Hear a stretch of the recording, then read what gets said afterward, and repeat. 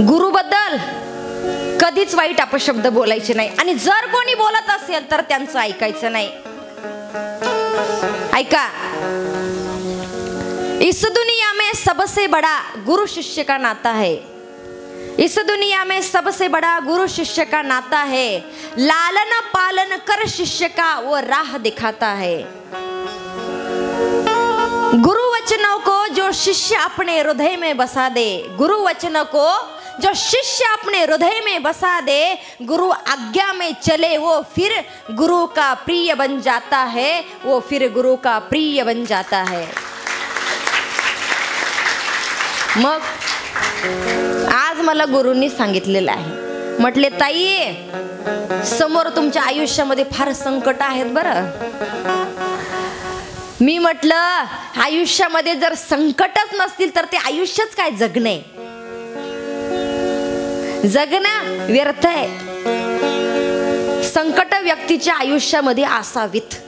संकट हे परीक्षा घेण्याकरता येत असतात, आणि त्या संकट आल्याच्या नंतर काय होतं माहिती आहे का, ज्या ज्या वेळेस आपल्यावर संकट येतं ना त्या त्या वेळेस भगवंत आपली परीक्षा घेतात. या संकटांना सामोरं जाऊ शकते की नाही, जाऊ शकते की नाही, जाऊ शकते की नाही. आणि ऐका, जोपर्यंत आपल्यावर संकट आहे तोपर्यंत भगवंत आपल्या सोबत असतात. मग मी म्हणेन असे संकट माझ्या आयुष्यामध्ये अनेक अनेक येत राहावेत.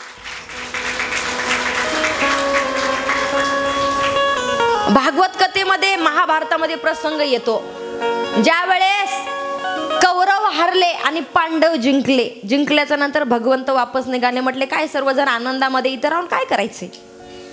तसं असतं, मग व्यक्तीला आनंद भेटला की देवाची आठवण येत नाही. लक्षात येत असेल तुमचा, ज्या ज्या वेळेस आपल्या घरामध्ये आनंद आहे त्या त्या वेळेस आपण भगवंताच्या दारामध्ये जात नाही. आयुष्यामध्ये दुःख आलं की देव दिसतात. जंगलामध्ये गेलं, प्राण्यांचा आवाज आला, ओम नमः शिवाय, ओम नमः शिवाय, ओम नमः शिवाय, ओम नमः शिवाय, ओम नमः शिवाय, ओम नमः शिवाय, ओम नमः शिवाय, ओम नमः शिवाय, ओम नमः शिवाय. आणि एकदा का जंगलाच्या बाहेर आले की मेरे अंगने में तुम्हारा क्या काम है. समोर नाही जायचं, जेवढं पाहिजे तेवढंच घ्यायचं, कशाला एक्स्ट्रा. असं असतं लोकांचं. चला, असे असतात गुरु शिष्यांचं नातं असतं. माता पार्वतीने बोलायला सुरुवात केली, माझं आणि नारदजींचं गुरु शिष्याचं नातं आहे. त्यानंतर मात्र ऋषींच्या लक्षातही आलेलं आहे की माता पार्वतींना जास्त बोलून काय फायदा नाही. लक्षात आलं, आणि त्यावेळेस माता पार्वतीने बोलायला सुरुवात केली, ऋषी तुम्ही मला म्हणतायत भोलेनाथांशी विवाह करू नको, मग कोणाशी करायचा. मी भगवान विष्णू सोबत तुमचा विवाह लावून देतो. असं म्हटलं की आता मात्र पार्वती मातेला राग आला, आणि राग आल्याच्या नंतर बोलायला सुरुवात केली, मी पर्वतराजाची कन्या आहे, पर्वतापासून जन्माला आलेली आहे. पर्वत हा जड असतो, परंतु ऐका, जोपर्यंत पर्वत फाटत नाही आणि जोपर्यंत तो पर्वत फाटल्याशिवाय, खोलवर खड्डा केल्याशिवाय ती महत्वाची वस्तू त्यामधून निघत नाही. म्हणजे पर्वत फाटल्याशिवाय, पर्वत खोदल्याशिवाय त्यामधून सोनं सुद्धा निघत नाही, आणि ते सोनं प्रत्येकाला आनंद देतो. माता पार्वतीने हे शब्द बोलले की त्यानंतर ऋषी शांतपणे निघून गेलेले आहेत. लक्षात आलं, अखेर भोलेनाथांच्या समोर आले. भोलेनाथ प्रभू, माता पार्वती परीक्षेमध्ये उत्तीर्ण झाल्यात. त्यानंतर मात्र भोलेनाथांना आनंद झाला. बरं, पार्वती उत्तीर्ण झालेली, पास झाली परीक्षेमध्ये, आणि पास झाल्याच्या नंतर भोलेनाथ म्हणतायत बरं ठीक आहे, आता मी जातो परीक्षा घ्यायला. भोलेनाथांनी सुंदर एका ब्राह्मणाचं रूप घेतलं, आणि ब्राह्मणाचं रूप घेऊन भोलेनाथ आले परत पर्वतावरती. पर्वतावरती आले, आणि आल्याच्या नंतर भोलेनाथांनी आवाज दिलेला आहे माता पार्वतींना. आवाज दिल्याच्या नंतर माता पार्वती सुद्धा समोर आल्या, आणि समोर येऊन माता पार्वतींनी बोलायला सुरुवात केली, ब्राह्मण देव, तुम्ही या उंच शिखरावरती कसे काय आलात. भोलेनाथांना उत्तरच देता आलं नाही. आधीचे ऋषी होते भगव्या वस्त्रावाले, त्यांचं कामच आहे फिरणं. मग ब्राह्मण तुम्ही इथे कसे आलात? भोलेनाथांना उत्तर देता आलं नाही. पण भोलेनाथाने ते कसं झालं बघा, सरळ न जाता थोडेसे वाकडे गेले.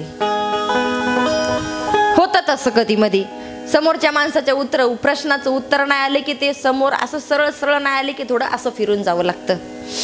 मग भोलेनाथ म्हटले, तुम्ही सुंदर दिसतायत आणि या अरण्यामध्ये एकट्या कशा आलात? आणि राजकन्या दिसतायत, राजवाड्यात महाराजेसारख्या राणीसारख्या दिसतायत, मग तुम्ही इथे कशा? म्हटलं, मी भोलेनाथांची आराधना करण्याकरता आले, भोलेनाथांना प्रसन्न करण्याकरता आले. मला भोलेनाथ देवो के देव महादेव मला पती रूपाने हवेत, मला वर रूपाने हवेत, मी याकरता इथे आलेली आहे. त्यानंतर मात्र भोलेनाथांनी बोलायला सुरुवात केली. तो महादेव, त्यांच्याशी तुम्हाला विवाह करायचाय आणि तुम्ही एवढ्या सुंदर, तो तसा. स्वतःलाच म्हणतायत. स्वतःला कोणी असं म्हणेल का मी दिसायला सुंदर नाही? म्हणता का तुम्ही कधी आरशात पाहिल्यावर? पाहता की नाही आरसा?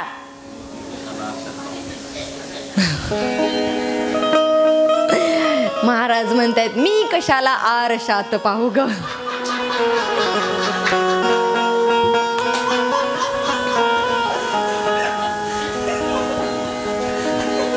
बघता की नाही आरशात? हे गुरु,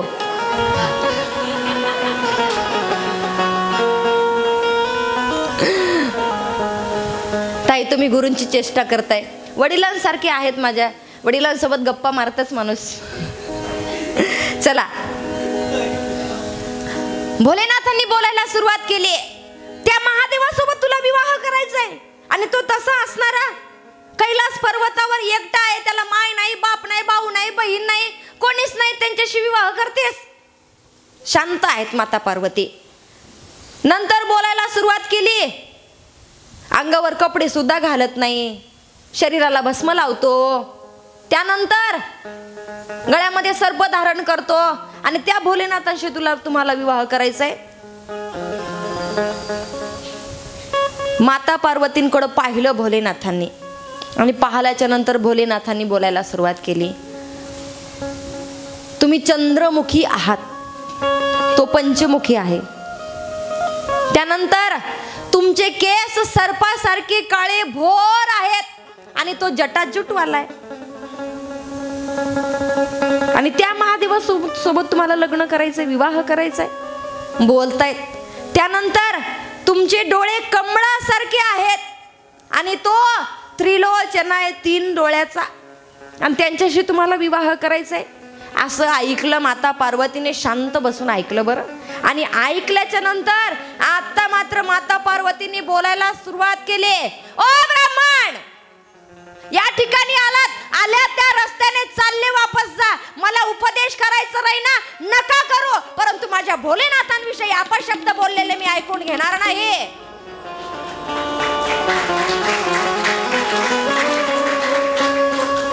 माता पार्वतींनी बोलायला सुरुवात केली आणि त्यानंतर भोलेनाथांच्याही लक्षात आलं, आता ही का ऐकणार नाही. आणि बोलता बोलता बोलता बोलता माता पार्वती ज्या ठिकाणी तपश्चर्याला बसल्या होत्या त्या ठिकाणाहून वापस जायला सुरुवात केली. इथे कोणीतरी डिस्टर्ब करायला येतं, मग दुसरीकडे जाऊन बसावं. दुसरीकडे गेल्या आणि जात असताना भोलेनाथांच्या लक्षात आलं, आता मात्र माता पार्वती माझ्याशी विवाह करण्या योग्य आहेत आणि योग्य असल्या कारणानं भोलेनाथांनी स्वतःचं स्वरूप धारण केलेलं आहे. असं विराट स्वरूप धारण केलं. एका हातामध्ये त्रिशूळ आहे, एका हातामध्ये डमरू आहे, डोक्यावरती जटाजूट आहे, चंद्रमा आहे, गंगा वाहते आणि अशा माझ्या भोलेनाथांचं रूप स्वतः धारण केलं. आणि माता पार्वतींना आवाज दिला, पार्वती एकदा तरी मागे वळून पहा.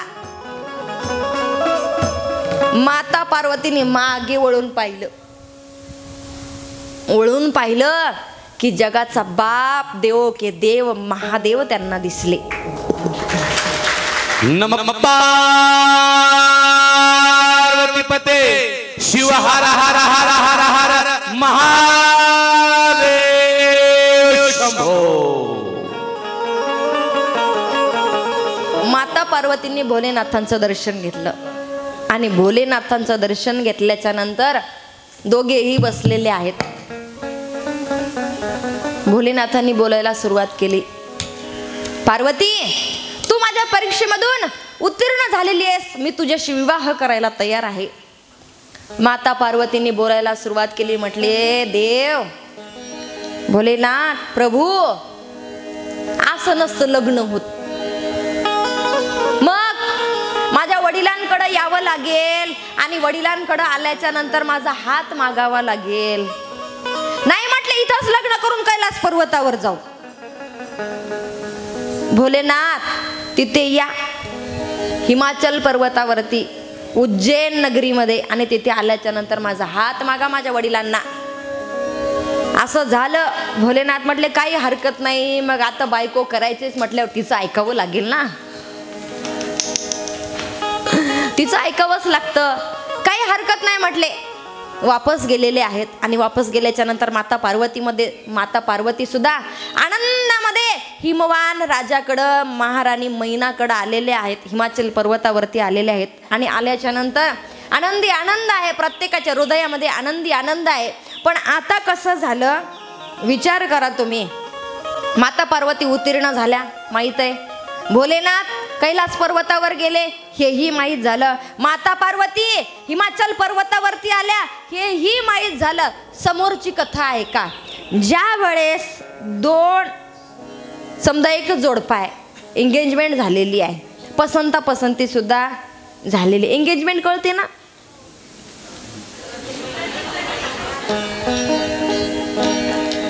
प्रत्युत्तर देत नाही तू मागच्या काहीच का, मलाच दिसना.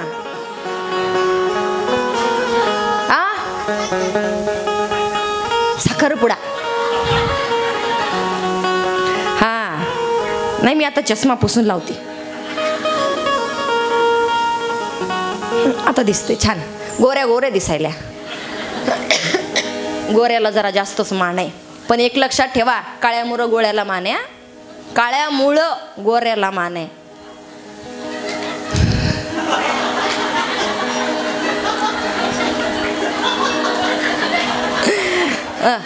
चला लक्ष द्या माझ्याकडं.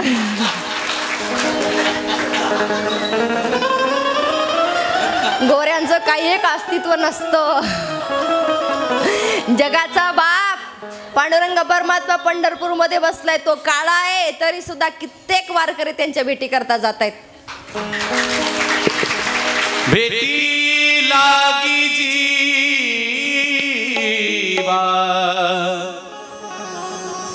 लागली से आस, भेटी लागी जीवा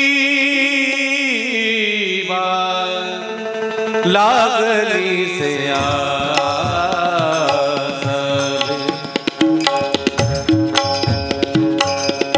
पाहे रात्र दिवस, पाहे रात्र दिवस वाट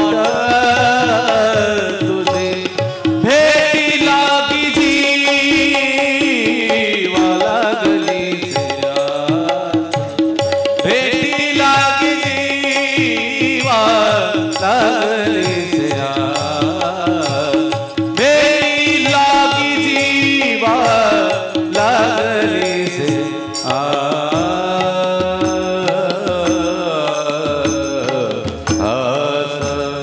वाह,